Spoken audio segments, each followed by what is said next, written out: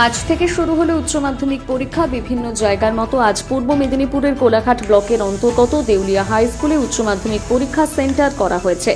যথাসময়ে পরীক্ষার্থীরা সেন্টারে প্রবেশ করে, তবে পরীক্ষার গেটের কাছে তৃণমূল এবং বিজেপির পক্ষ থেকে উচ্চ মাধ্যমিক পরীক্ষার্থীদের করা হলো শুভেচ্ছা জ্ঞাপন। ফুল, পেন, চন্দনের ফোঁটা দিয়ে পরীক্ষার্থীদের বরণ করে নেয় উভয় রাজনৈতিক দল।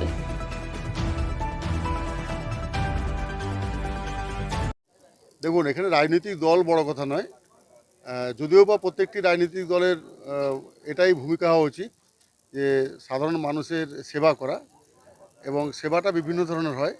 কিন্তু আজকে যারা উচ্চ মাধ্যমিক পরীক্ষা দিচ্ছে তারা আগামী দিনের প্রজন্ম, তাদেরকে শুভেচ্ছা জানানো, তারা যাতে পরীক্ষায় সাফল্য আনতে পারে, এটা আমাদের প্রত্যেকেরই কর্তব্য। এটা রাজনৈতিক দল বলে বড় কথা নয়। তবে আমরা তৃণমূল কংগ্রেস, আমরা সবসময় মানুষের সেবার কাজে নিয়োজিত থাকি। উৎসব অনুষ্ঠান বিভিন্ন মানুষের সঙ্গে থেকে আমরা কাজ করার চেষ্টা করি। সেরকম শুধু উচ্চ মাধ্যমিক নয়, মাধ্যমিক পরীক্ষাতেও আমরা প্রতিটি বিদ্যালয়ে যেখানেই সেন্টার হয়েছে আমাদের দলের পক্ষ থেকে সেখানে আমরা ছাত্রছাত্রীদের শুভেচ্ছা দিয়েছি। আজকেও আমরা দেউলা হেরারাম উচ্চ বিদ্যালয়ে কুলসিটা অঞ্চল তৃণমূল কংগ্রেসের পক্ষ থেকে আমাদের পঙ্কজবাবু আছেন, সুমিত্রা দি আছেন, আমাদের প্রধান আছেন, সোনকা দি আছেন, প্রদীপদা আছেন, আমাদের দিদি আছেন, সবাই আমরা আছি। আমাদের পক্ষ থেকে আজকে আমরা এখানে প্রায় 550 ছাত্রছাত্রী পরীক্ষা দিচ্ছে। এবং শুধু এখানে নয়, কোলাঘাট ব্লকে 4টি সেন্টার হয়েছে, দেউলা হিরেরাম এবং কোলা বয়েজ, গোপালনগর, হাতিশাল গোপালনগর এবং বৈষ্ণবচক হাই স্কুল। 4টি জায়গাতে আমাদের দলের পক্ষ থেকে ছাত্রছাত্রীদের আমরা শুভেচ্ছা জানাচ্ছি। বিজেপি অভিযোগ করছে দিন দিন ছাত্র সংখ্যা কমছে চাকরি না থাকার কারণে, আর তৃণমূল এখানে নাটক করে পরিবেশ শুভেচ্ছা জানাচ্ছে। বিজেপি তো চিরকালই অভিযোগ করে থাকে, তাদের রাজনীতি ছাড়া পশ্চিমবাংলাকে কিভাবে বঞ্চিত করতে হয়, নানানভাবে বিভ্রান্তি ছড়িয়ে মানুষকে কিভাবে আরও বিচলিত করতে হয়, তাদের এটাই প্রক্রিয়া। কারণ অভিযোগ করার জন্য বিজেপির জন্ম। এরা মানুষের জন্য কোনোদিনই কিছু করে না।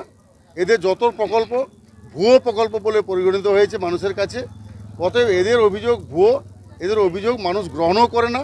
এবং প্রতিটি নির্বাচনের ক্ষেত্রে আপনারা দেখেছেন, সে হতে পারে সমবায় নির্বাচন, হতে পারে লোকসভা, বিধানসভা, পঞ্চায়েত, প্রতিটি ক্ষেত্রেই এদের অভিযোগ ভিত্তিহীন বলে প্রমাণ করেছে পশ্চিমবাংলার মানুষ।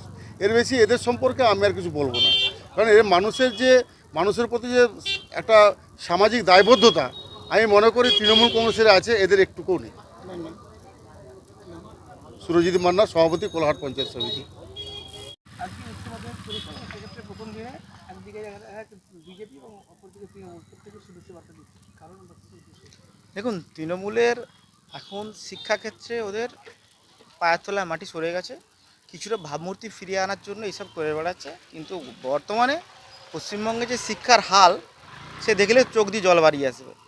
বর্তমান যে এবছর পরীক্ষার্থী আগের বছর তুলনায় পরীক্ষার্থী অনেক কমেছে এবং স্কুল ছুটির সংখ্যা অনেক বেড়েছে। সেই জায়গায় আজকে তৃণমূলের শিক্ষানীতি ভ্রান্তের জন্য আজকে মানুষ দিশেহারা। সেই জায়গায় চাকরি চুরি, চাকরি বিক্রি এবং প্রশ্নপত্র ফাঁস, সমস্ত কিছু ইস্যু নিয়ে আজকে শিক্ষা ব্যবস্থা তলানিতে। সেই জায়গায় পশ্চিমবঙ্গের মানুষ দিশেহারা।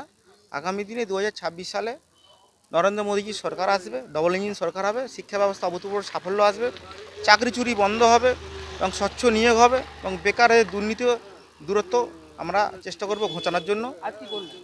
আজকে আমরা ছাত্রছাত্রীদের ভবিষ্যৎ কামনা করলাম, এই সরকারের হাত থেকে যাতে পরিত্রাণ পায় এবং একটা আমরা চন্দনে ফোঁটা মূল্যবান কলম, সে কলম দিয়ে 2 কলম লেখে চাকরি বাতিল হয়, সেই কলমও দিয়েছি আমরা এবং গোলাপ দিয়েছি সঙ্গে, এবং ওদের ভবিষ্যৎ যাতে উজ্জ্বল হয় তা কামনা করেছি। আমার নাম শেখ সাদ্দাম হোসেন, ভারতীয় জনতা পার্টির সংখ্যালঘু মোর্চা জেলা সভাপতি।